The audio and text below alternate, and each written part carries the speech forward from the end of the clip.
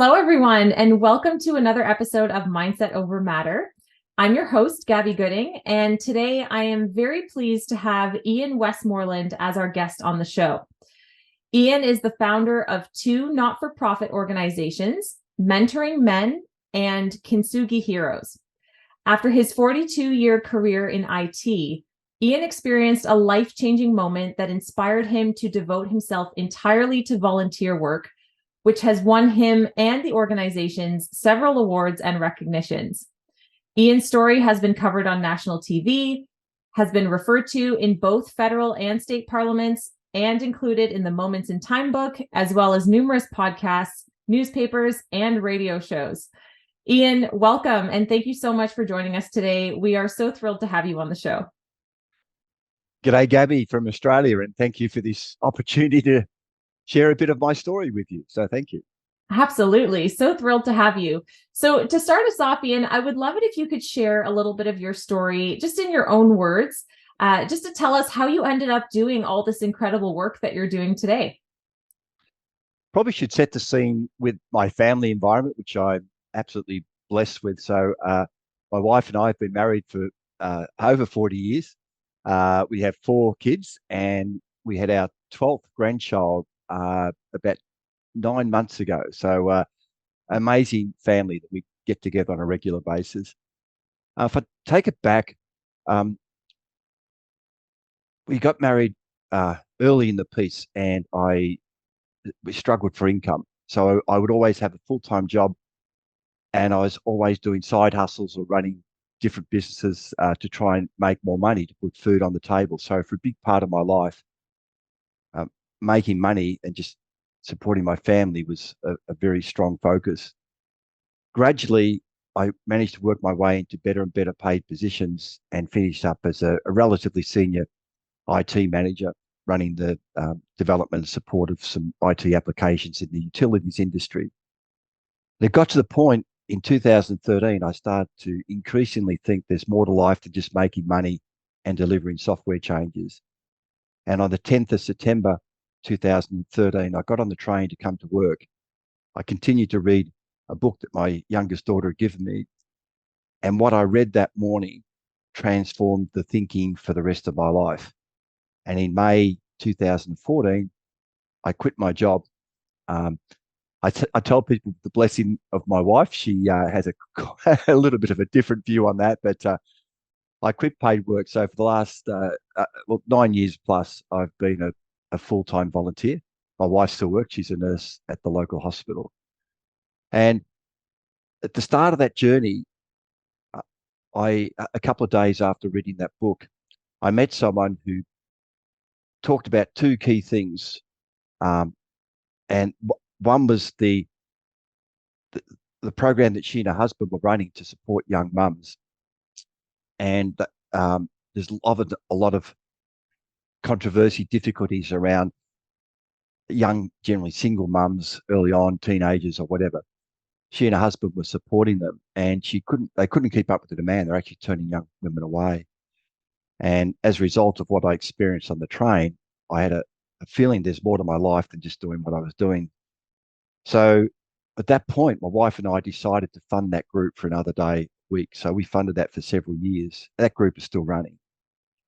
And the other thing that this woman mentioned to me, because I was hungry, I was looking for something, I was looking for more purpose, was a youth mentoring program that ran in Australia. And my wife and I signed up, and we did the training course. And I started training through that program. It was into Sydney high schools. And I enjoyed it so much, it gave me a lot of fulfillment. I actually started mentoring across multiple high schools. And then later I became aware of a similar program for primary school kids. So I signed up for that too. So I was mentoring primary school kids.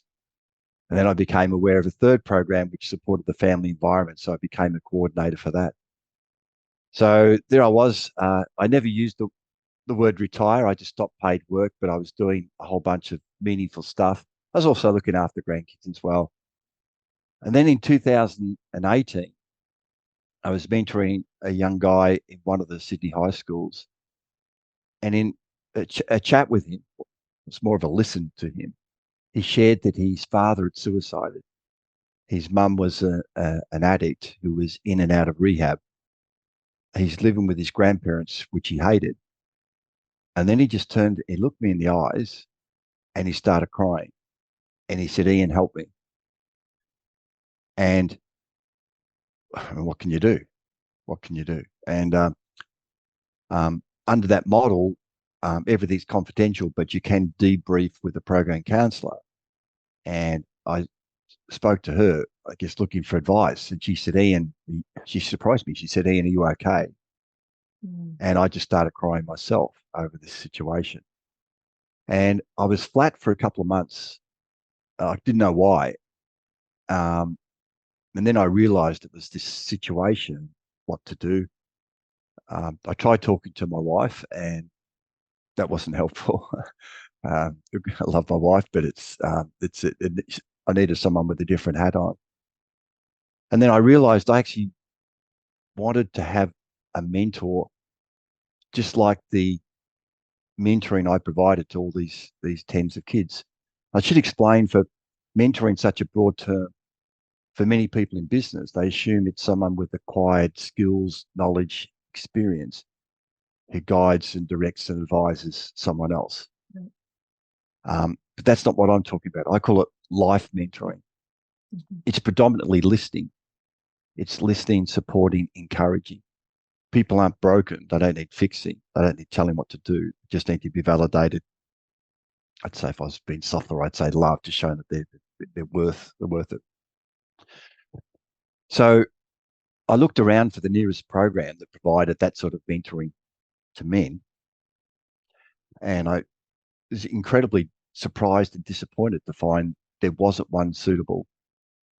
Men as a demographic generally struggle more than most other demographics. In Australia, I assume it's the same in the States, there's a much higher suicide rate amongst men. Um, struggle with vulnerability and emotions. Anyway, it motivated me to write a proposal to establish an organisation that provided free life mentoring to men. And I wrote this thing out, and there's so many people. Many people would say coincidences. I say there's been, this is my purpose that I'm living out. But I got an invitation to go to a community event put on by our federal government minister in conjunction with an organisation in Australia called Lifeline, who's like a phone service for people in crisis. And what it was, Lifeline had uh, developed a suicide prevention program called Accidental Counsellor, and the federal MP wanted representatives from every community group in his electorate to attend this course aimed at reducing suicide. Mm. He then got up and shared his story of his father's suicide over 20 years ago, and had a huge impact on me. And he talked about every day since then. He thought about how he missed the signs that his father's behaviour had changed. By the way, he dedicated his maiden speech in federal parliament to this situation. When I looked several years ago, it had like 250,000 views. It's hugely impacting.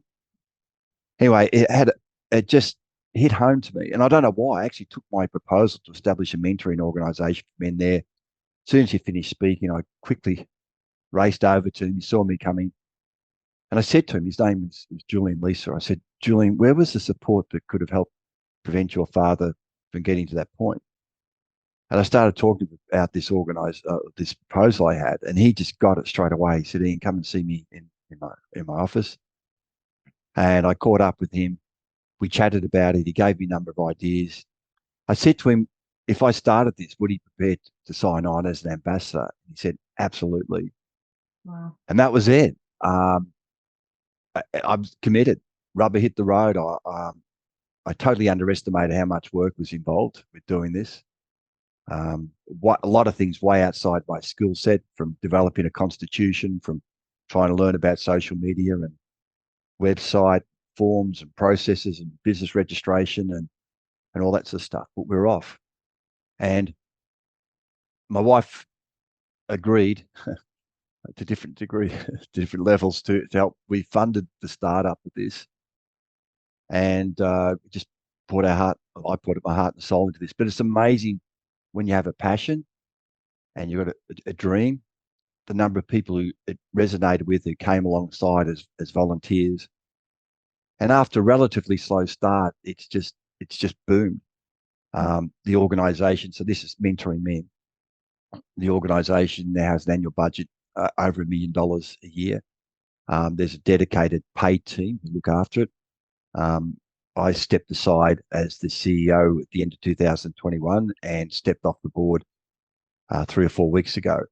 So I'm still an active ambassador for it, but it's a legacy that will hopefully live on forever, not just within Australia, but also overseas.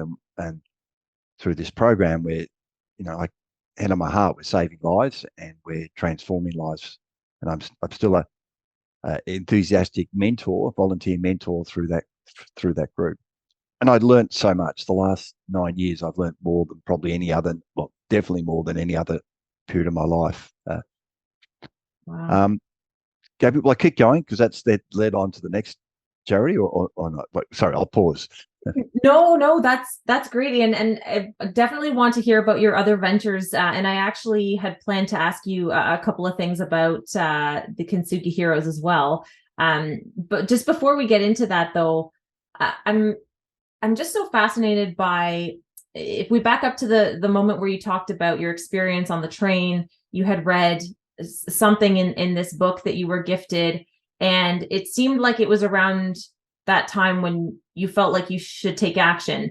And as I was listening to you, I tried to put myself in your shoes, and a thought that crossed my mind is, I don't know that everybody would have jumped on that opportunity and believed that they were the right person to do that.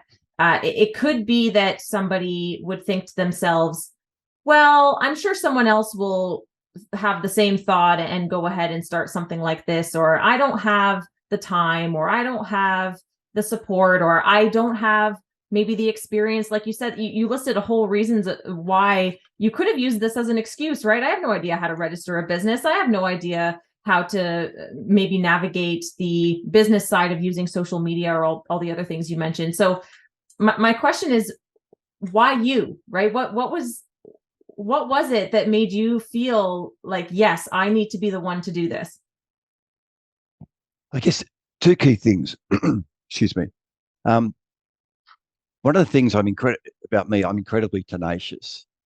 And if I commit to do something, then I'll do everything within my power to make it happen. And it can be a disadvantage. I've taken on some physical exercise challenges that are just nuts, but I'm going to do this no matter what. So once I made the decision, but I guess the key is that I felt this was the key message for me of my greater purpose. Now, I'm going to explain something. I want to set the scene and say that everything I do in my life around mentoring men and Kintsugi heroes, they're secular programs. I don't care what background or beliefs or faiths or anything like that, disability, gender, none of those things matter.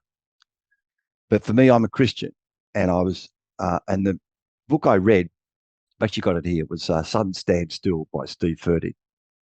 And remembering this is the 10th of September 2013, and I've been thinking for months, there's more to life than just making money and the software changes. And what I read that morning queried the meaning of life for Christians, if you like. And what I read, it feels like we're doing our part as long as we live decent lives. Well, I gave myself a tick there. Early on, I was a bit of what we call a scallywag in Australia. Stay out of trouble, tick. Pay taxes, tick. Have babies, tick. Make a living, tick. Buy a boat, tick, even a boat. And then it said, hit age 59 and a half, collect retirement, die. I was born on the 10th of March, 1954. I was 59 and a half to the day that I read that.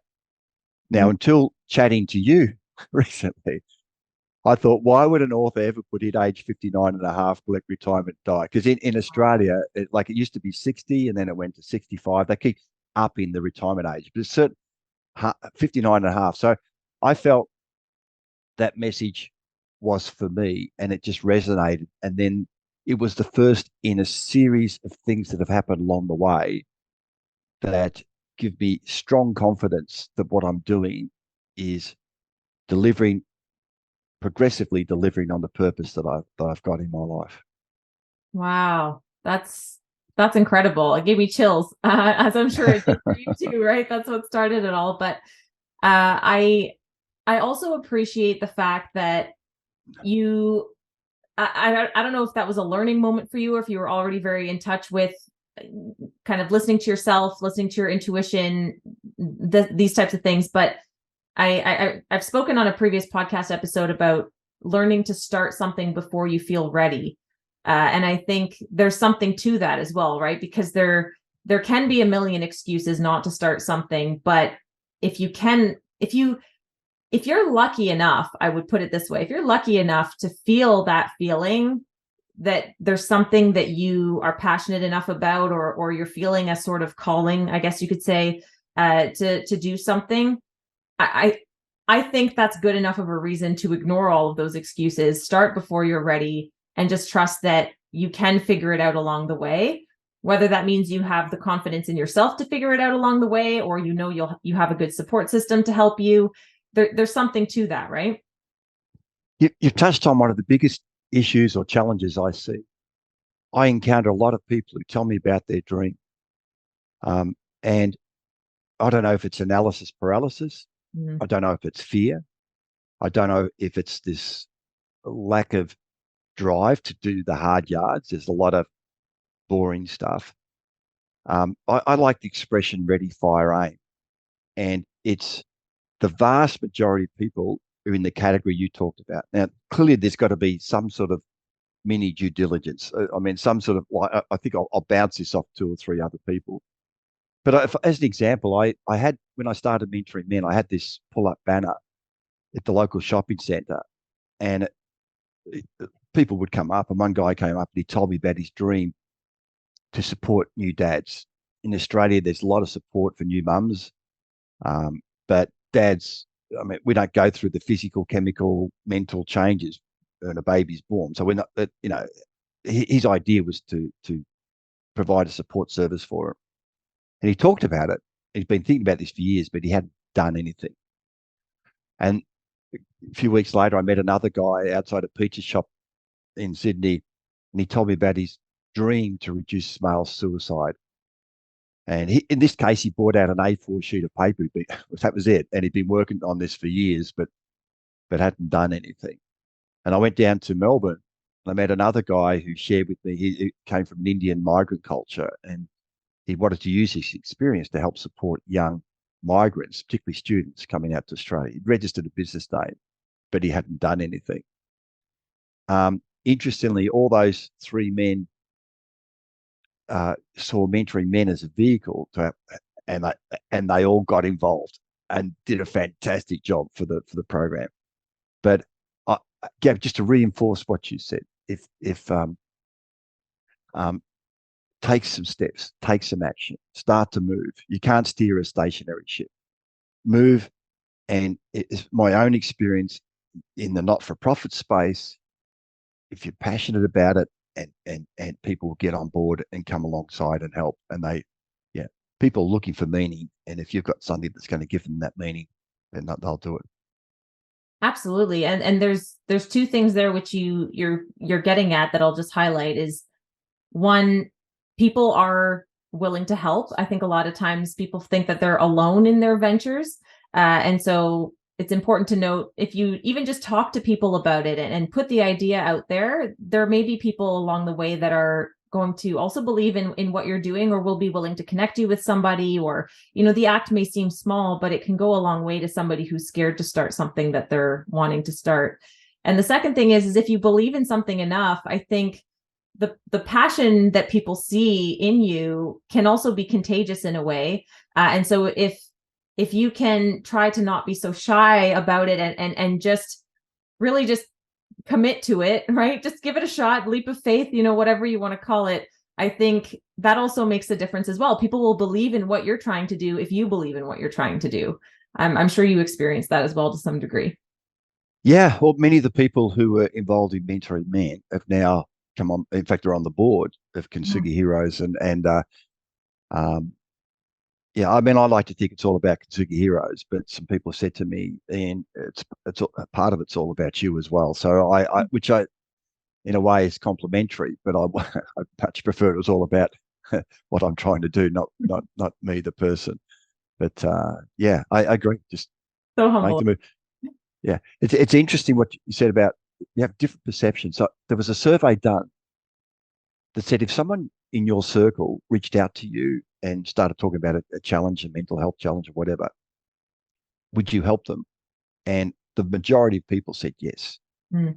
Then they did the survey, but if you were experiencing something like that yourself, would you reach out to other people? And it was a much dramatic decline. So where we I believe the figures are right. We genuinely want to help others around them, but we just have this reluctance to go and ask for help. Yeah. No, that's very interesting to hear. I'm glad they looked into it because I've definitely seen that happen and I've even experienced it myself, but it's good to hear those things that it's a common experience, right? That everybody is, well, not everybody, but by the sounds of it, most people are willing to help, even if because I like to remind myself too, or ask myself, if I were the person on the other side of this, would I be wanting to help? Absolutely. Would I help a friend who's looking to launch something? Of course I would. And so why is it almost helps me remove my bias just a little bit or kind of tame the thoughts that are in my mind. Call it what you want, imposter syndrome or just anxiety or maybe low self-esteem or whatever. But if you can sort of reframe it in that way that, hey, if I were on the other side, I think it can help, but maybe not all the way. But I think it is good to hear that once in a while to just remind ourselves that there are the majority of people that would be willing to help. Yeah. So now, okay, Ian, I've got we know now, and I knew just from even our last conversation too that you are willing to tackle the tough questions. You've already done a little bit of that here, but I did want to ask some follow-up questions about mentoring men just before we get into the Kintsugi Heroes. You mentioned that part of the reason you decided to develop the program is that you recognize that as a demographic, men historically had a harder time, disproportionately, I would say, with vulnerability and asking for support and things like this. So I think it's absolutely incredible that you now have a program available for those men that are actively seeking out the support. Because like you mentioned, it wasn't available prior to you establishing the program. So that's great for the men that are actively seeking out support. But I'm wondering, is there a message that you would have to share for men who are maybe still not quite there yet? So they're maybe still struggling with taking that first step before actually, looking for support. I know last time we chatted, you mentioned a short list of things that these men are struggling with. So I don't know if you could maybe list off a few of those, because I think sometimes it helps to hear too, hey, as part of the program, there are others that are struggling with A, B, and C, but what can you say along those lines? Well, some of the issues that we see with men, job loss. Men often get a lot of self-esteem. Their self-worth comes from their job, and so job loss can severely impact us. Relationship breakdown is huge. In Australia, the trigger warning around suicide, but the suicide rate of men to women in Australia is between 3 or 4 to 1. Right. When men are going through separation, it goes up to 12 to 1. So we don't handle relationship breakdown. We're seeing an epidemic of loneliness and isolation. Mm. It's just imagine you've built a relationship where there's trust, it's confidential, and you can talk about whatever you're experiencing or feeling and know you're not going to be judged. How powerful that is. I've heard several times someone will say to me during the mentoring relationship, and I've never told anyone this before, but I've had more about me than my mates I've had for 20 years know about me. Because when men get together, it's generally often there's superficial talk, Yes. around sport, around cars, whatever. But that ability to just um, uh, get deeper into really what's going on. As part of mentoring men, we developed our own training course, and I and the, throughout the training course on the first day, there was a number of exercises that built relationships, built trust. Mm. And then on the second day, one of the items was this talking circle, and I didn't even know what it was. I didn't develop the course. And then when I looked at what it was, I thought, oh, this is going to suck. I don't want to do this. And it's just as well, I wasn't going first, but the very first guy, he said, I miss my dad. Mm. And then next, I can't get access to my kids. My mum gambled away a house. And it just, and by the time it got to me, because I don't say suffered, I had the same reservations that many men feel about not wanting Right. to appear weak or feeble. Like you spend 42 years in the corporate environment, that's the image that you help create. Even on the sporting field, you do that. So that that aspect of the training. Um, so I get it. I get why men don't want to reach out. If I my dream, a guy breaks his arm, oh, go to the doctor. I'll get that checked out. Right. But if they're feeling sad, one of the things I'd love to do in this, I've seen in my lifetime a number of social changes, and some of them are good, and some have been led by government stuff.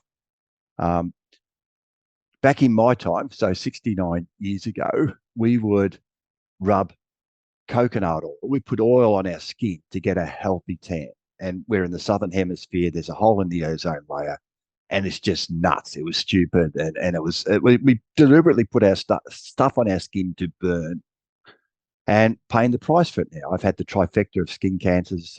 Currently going through metastasized melanoma at the moment. But the government ran a campaign in Australia called Slip, Slop, Slap, which is all about putting on a hat, sunscreen, and a shirt. And none of my kids or grandkids would think to go outside without doing that. And of Right. course, that's had a dramatic improvement. The same thing happened around smoking cigarettes and around road safety. And I would love to see a campaign that normalized. It's okay not to be okay. It's okay to feel this sort of thing. And then change the dialogue around that. So that's how I see that. And maybe some high profile people. I don't know. I'm sure some smart people could come up with a campaign, but we've shown we should successfully change society's attitudes Yeah. around important things. And in Australia, the biggest killer of men between 15 and 44 is suicide. So for me, obviously, it's a moral imperative. But I think KPMG estimated the cost of the suicide at around $1 million. So there's a financial incentive to do something as well. So I get it. I was there. Um, Hopefully, maybe someone listening to this podcast will reach out, find someone they trust who is going to listen to them, and give it a go. Give it a go. Yeah. No, thank you so much for sharing that, Ian. I think even just the last some of the last few words you said there, I get it. I was there. I mean, I think that's sometimes enough to at least take a little bit of weight off your shoulders, right? To say, hey, there actually is somebody that gets it and they're willing to listen. And I'm not the only one going through it. So I also hope that some listeners will take that as a sign or an invitation to do the same. So that's great. Yeah, we showed the Brené Brown video Yeah. on the TED Talk on shame, which is just brilliant. The learning exercise that she went through Mhm. around that, and yeah, that had a big impact on me. And I through mentoring men, we we have these peer support meetings. I was at one on Saturday, and it just the talking circle concept just continues on. There's a Yeah. check in with everyone within the group. How you going? And there's Yes. and people are just totally open. I mean, it's brilliant. I love going. I drive a long way to go to that group because Yes. they're on my team. These people care about me. They support me, and I care about them and support them. So, Yeah. And that's priceless. So, I mean, thank you on behalf of all of them. I'm sure you hear it all the time, but for right, yeah, offering them a place to do that, that's great. yeah. Now, I will say in this issue is very important to me as a woman as well, because of course I have men in my life, close friends, family members, who I believe do still struggle to ask for help, or maybe I've also seen that the help that they're receiving isn't really cutting it. It hasn't really been truly effective in helping them change their mindset about life, about their struggles and their potential, really. And so you, on the other hand, have seen tons of success come from your Mentoring Men organization. And so I'm wondering if you have any thoughts on that. And specifically, I wanted to ask too, why do you think that mentoring has been such a great solution for men?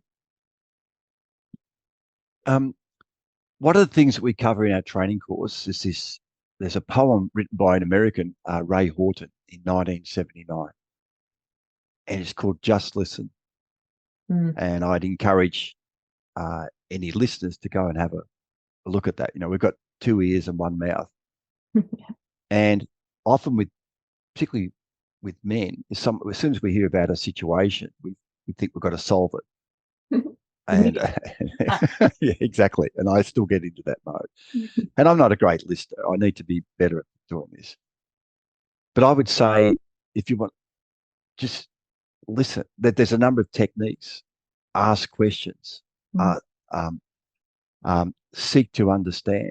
Uh, Try and remove judgment. It's. I wish that everyone could do the mentor training course, and they'd be much better. I couldn't believe how judgmental I was, Mm. and I this journey took me down the homelessness path to understand that. It also took me down the drug path, and I've never taken an illicit drug in my life. I shared that with some of the mentors, and they just look at me and they said, "Like, that's up. We find that almost unbelievable or amazing." And I said, "Well, I find that amazing. You find that anyway."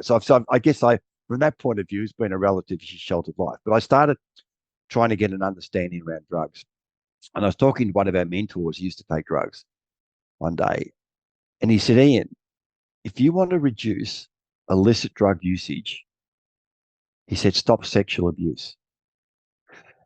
Now, it took me 5 seconds to understand what he was saying, but it reframed my thinking. Mm. Instead of the old judgmental Ian looking at the homeless person or look at someone taking drugs and making a judgment of that, focusing on the symptom, it took me back to actually start thinking about the cause. Mm. Why are they numbing? What pain has happened? And the empathy just came in, and all of a sudden, it went from a terrible, terrible attitude to now, okay, how can I help? And it just changed the attitude around that. So many people doing this stuff Right. have just got some incredibly tough hardship, that I haven't been through behind them. And also, just around that, um, I'd assumed that addiction was just substance addiction, but it's not. It covers a whole range of things. Right. And I'd probably say I'm addicted, maybe in a good way, but to what I do. I work 7 days a week. I do this stuff all the time, and I love doing it. And it gives me, I guess, the dopamine or whatever going.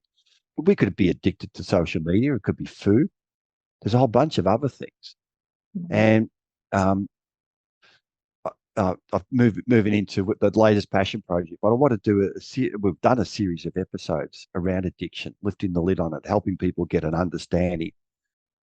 Um, at one point, there's going to be some books coming out, and I went to this book writing workshop, and they said, "Oh, Ian, who's this initiative? This is about Kintsugi heroes. Who's it for?" I said, "Oh, it's for everyone." No, that's too broad. I said, but it's everyone because they all have addictions or disabilities or relationship breakdown. And she said, "It's too broad, Ian." And then I thought about it for about 20 minutes, and I came back. It's for me. It's for the Ian 10 years ago.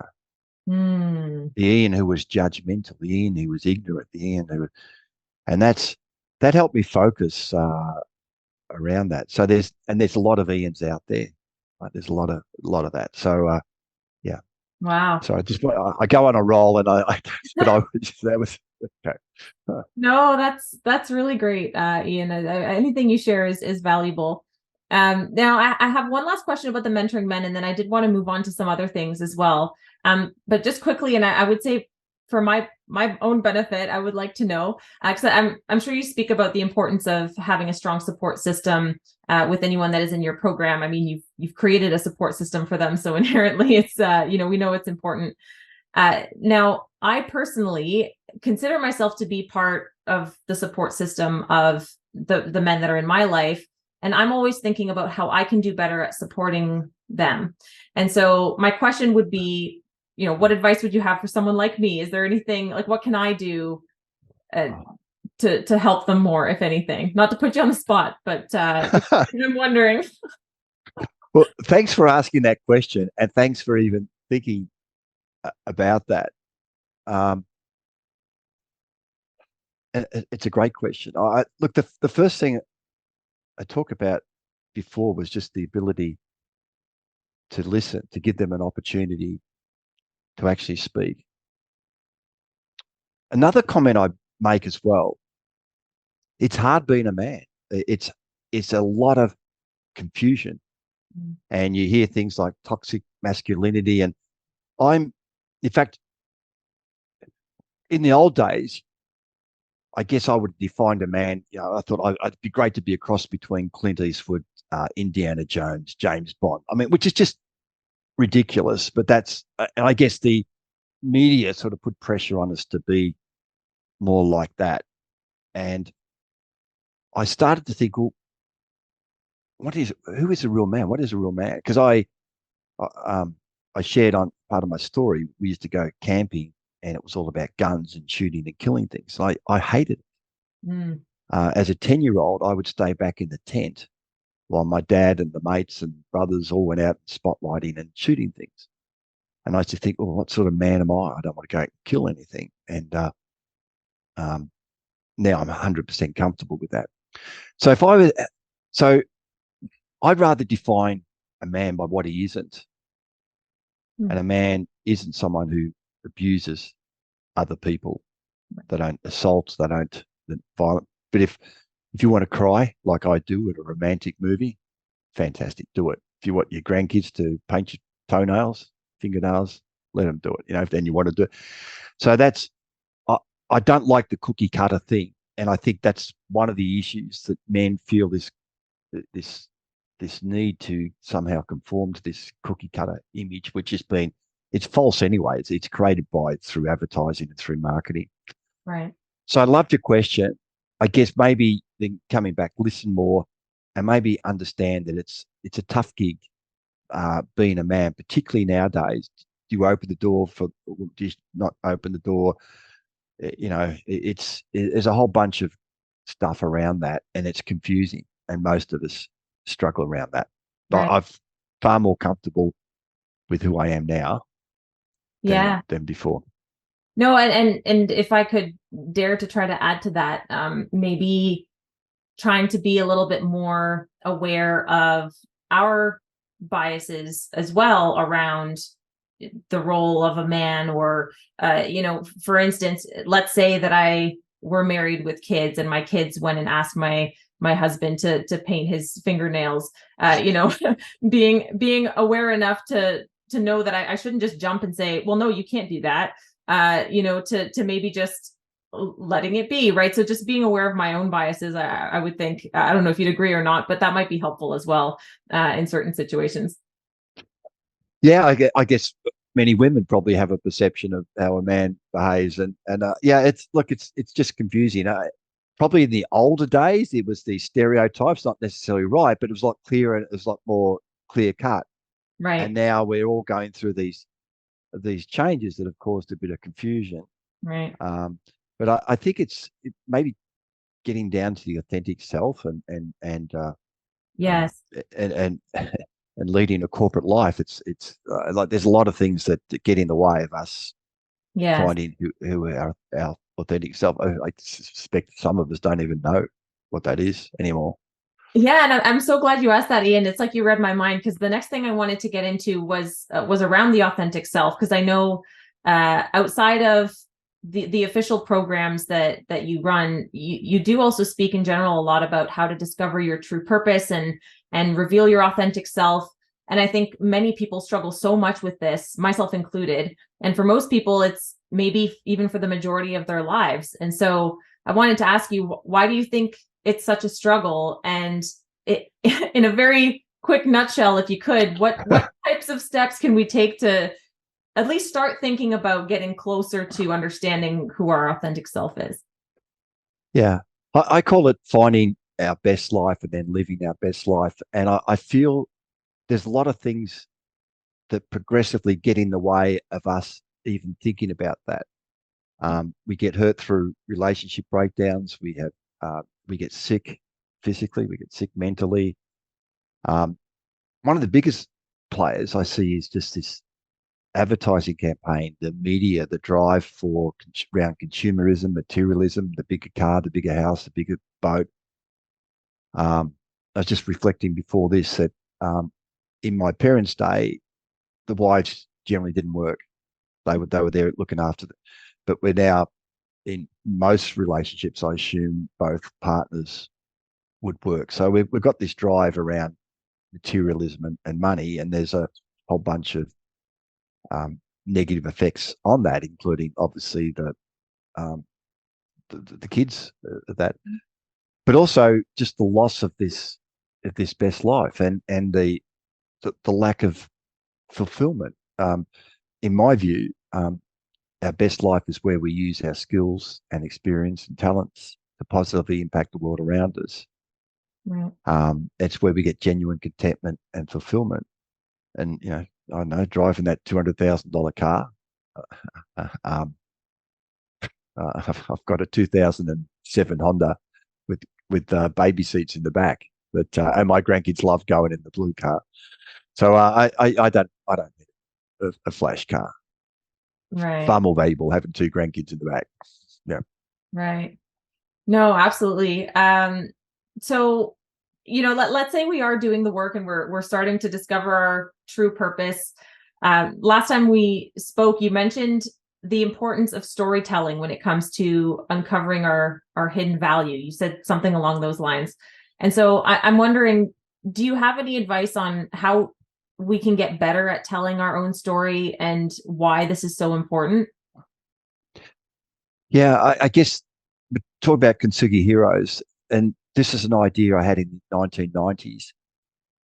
As someone back then who really struggled with self-esteem and confidence, I loved hearing people's stories, the Nelson Mandela type stories, Yeah. and it helped build up my confidence or my optimism for the future. Um, and at the time, I thought, wouldn't it be great to capture stories of people who've been through severe adversity, overcome it, and for people like me. And I wrote to some community leaders in Australia, letting them know about this idea because I wasn't going to do it. And one of them, famous entrepreneur in Australia called Dick Smith, wrote back to me. He said, Ian, it's a great idea. Then he added, you do it. And so in 2022, I thought, I'm going to do this. I think it's like childbirth. You forget all the pain, how much work there is, but I started doing this. And I, it started off to give, you have a story of someone who's gone through a hardship and overcome that. It gives hope and inspiration to others. So, for instance, just last week's story was a guy who was born in England to 17-year-old drug addict parents. Mm. And then, but then he talks about what a great family life he had, the special bond he had with his father. And it comes through. And he moved out to Australia and he now runs he saw physical exercise has been a key part of helping people with good mental health. And he runs a program that supports disadvantaged people in Sydney, Australia. So I want to give hope and inspiration to people who may be experiencing similar life challenges. But then what I've seen, and it just blows me away to think about this, many people who go through these challenges reframe how they saw that challenge and see it as an asset. And I read the story of someone who was in the Twin Towers on 9/11. There was this young, up and coming corporate woman, um, like she was leading the way, and she went through what that awful experience. And she says, "I'm so glad I went through that experience." And she speaks around the world, and it's changed her life. I guess it's brought her away from the advertising-driven, Right. materialistic thing to living the best life.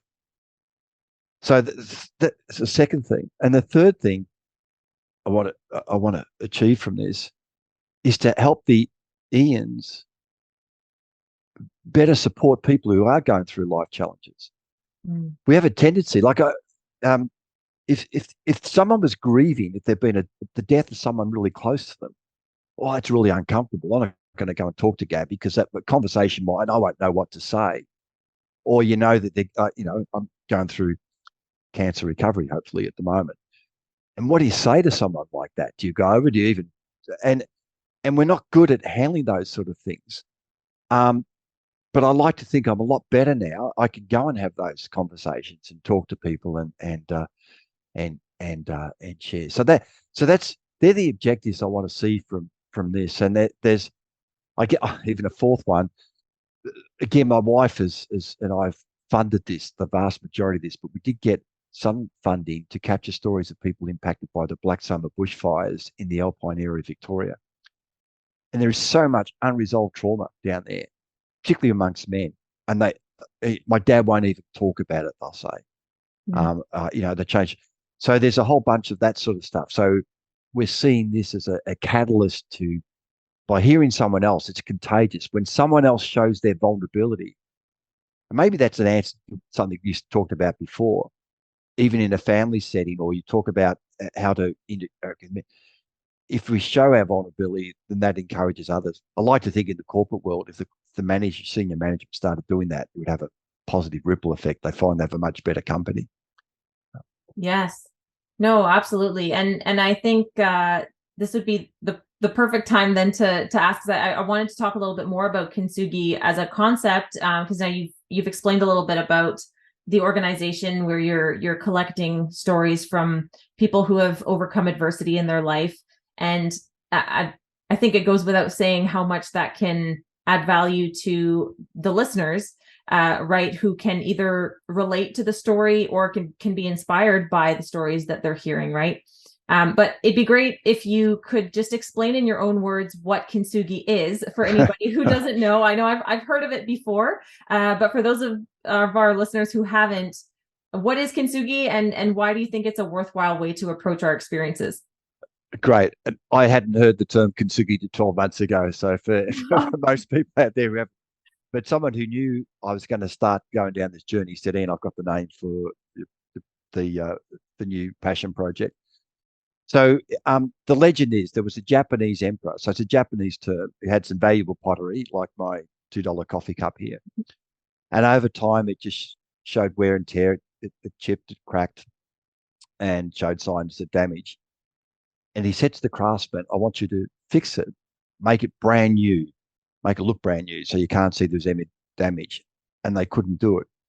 But what they could do was highlight the damage and repairs using a precious metal like gold. It's a real art form. And now when you look at it, the repaired one, it's far more beautiful and it's far more valuable than what it was before. And it's a metaphor for the Gabbies and the Ians as we go through these lived experiences, as we go through these challenges. It helps increase our resilience. It helps increase. Talked before about the this knowledge that we gain around how to support other people. So we become far more valuable in terms of our ability to handle situations that come up with us, but also to support the broader community. So Kintsugi heroes are people that we want to highlight the value that these people have within society. So it's a beautiful art form. If you get a chance, it's really expensive.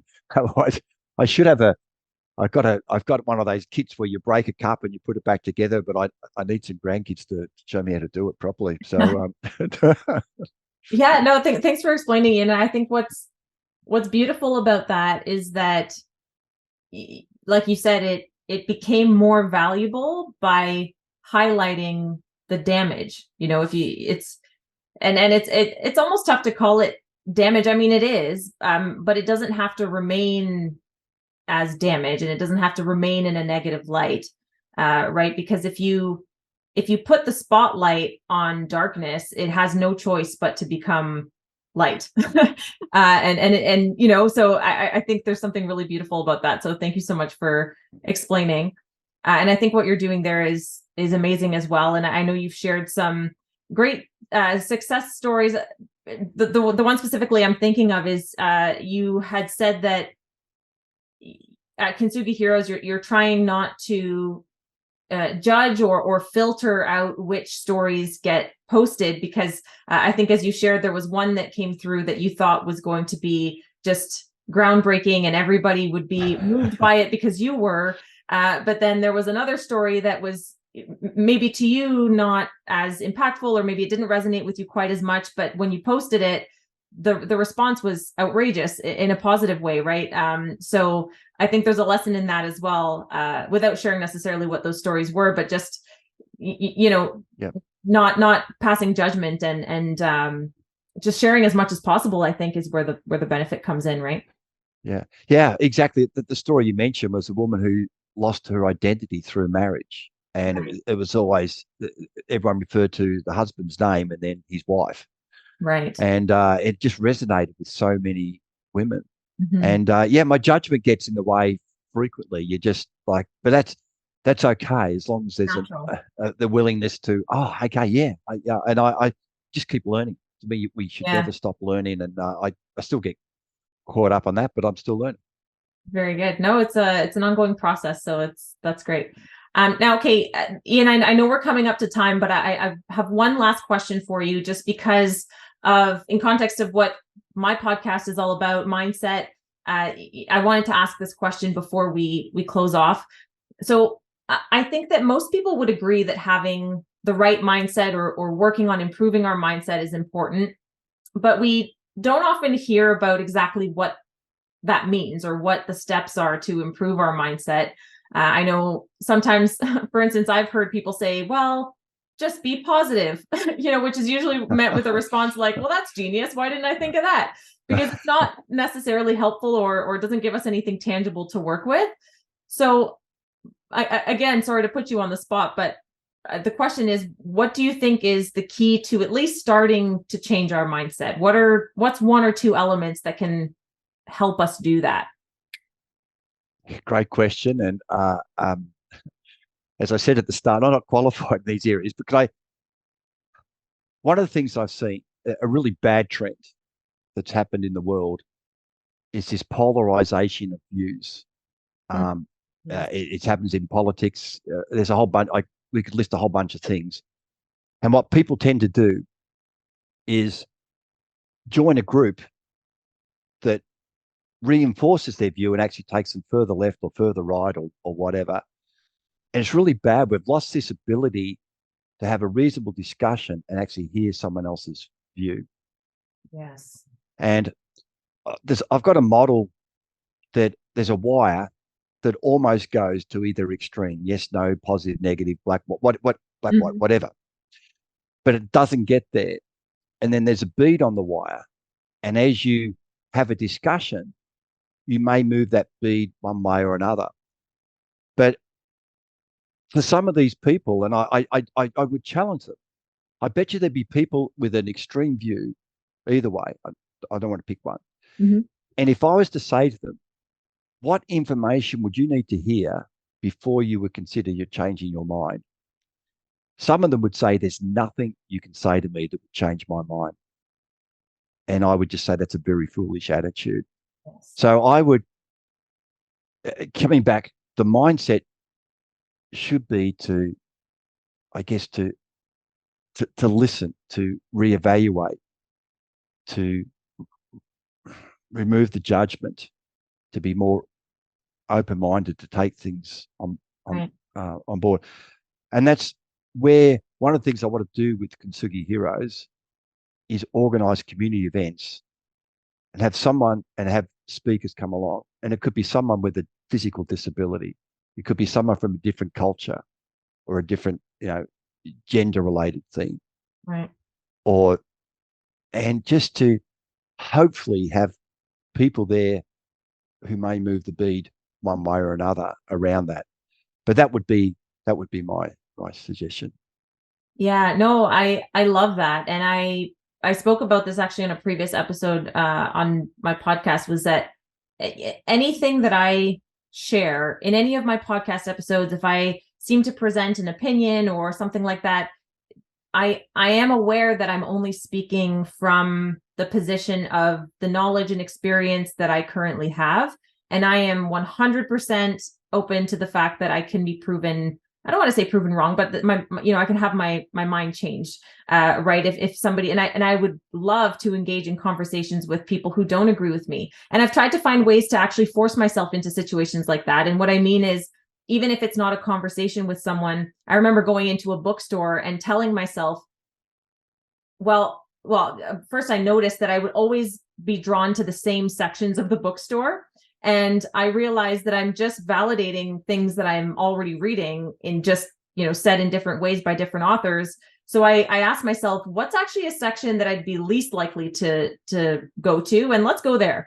And I forced myself to buy a book that was just on a topic that I knew nothing about, that I likely would have.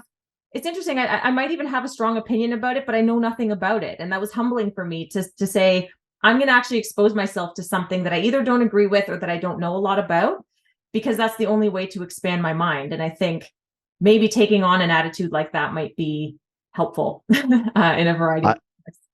Gabby, love it. Love it. Love it. Yeah. Go and associate with people you don't normally associate. Go and chat to the homeless guy. That's right. Or Go even and, even just an exercise in playing devil's advocate. I'll often do that. I've been like that, I think, since I was born. I would say, I don't necessarily think this, but what if? Right. And there's no harm in expanding your mind in conversation like that. So, okay. Last question, Ian, before we go, if people wanted to learn more about you and your work, where can they go to find out more? So Mentoring Men, the website is mentoringmen.org.au. Now, the program, unfortunately, only runs in Australia officially at the moment. I'm mentoring guys overseas, but that's outside the program as well as in Australia. My dream is it will go global, and I've had a chat to the CEO about this. So mentoringmen.org.au. Kintsugi Heroes is it's Kintsugi, KINTSUGI Heroes, HEROES.com.au. And you could email me at ian@kintsugiheroes.com.au. Love to hear people's thoughts. We cover all sorts of things through Kintsugi Heroes. I've mentioned a lot of them already. Looking for if there's corporates or businesses whose values align with our values that Gabby and I were talking about around providing hope and inspiration and to people experiencing life challenges, they wanted to get involved, that would be fantastic. Take some of the financial pressure off my wife and I. But please just plug in. Our podcasts are on YouTube and all the main audio platforms. And we've got the first couple of books being produced now. Very good. Awesome. Well, Ian, it has been such a pleasure to speak with you today. I feel like we could go on forever, but we'll end it there. I think that the topics we covered are not necessarily easy to talk about, but I know that just hearing your story and your advice is extremely valuable to our listeners and to me personally. So with that, thank you so much for joining us. Thank you to our listeners for your time and attention as always. And make sure you subscribe so we can meet again on our next episode of Mindset Over Matter. Thanks again, Ian, and take care, everyone. Thanks, Gabby.